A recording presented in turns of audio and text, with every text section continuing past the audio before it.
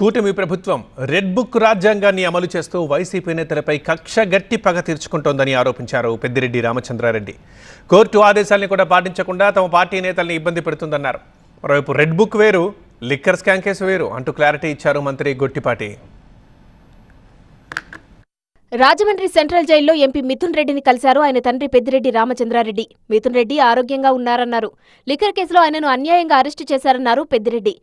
మిథున్ రెడ్డి గారు ఎలాంటి ఇబ్బంది అయినా కూడా ఎదుర్కొంటారు తప్ప నాకు ఆ సౌకర్యం కావాలా ఈ సౌకర్యం కావాలా అని చెప్పే వ్యక్తి కాదు.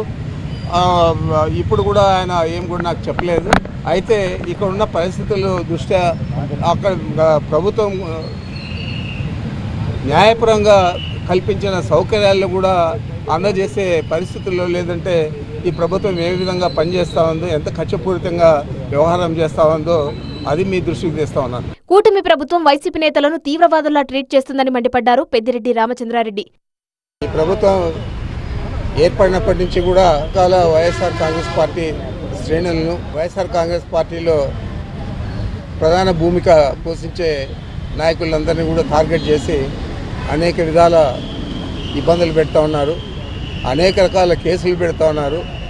ఈరోజు ఇక్కడ పరిస్థితి చూస్తే ఒక తాలిబన్లనో లేకపోతే ఏదో విదేశీ టెర్రరిస్టులు ఎవరైతే ఉంటారో వారిని ట్రీట్ చేసే విధంగా ఇక్కడ పరిస్థితులు ఉన్నాయి.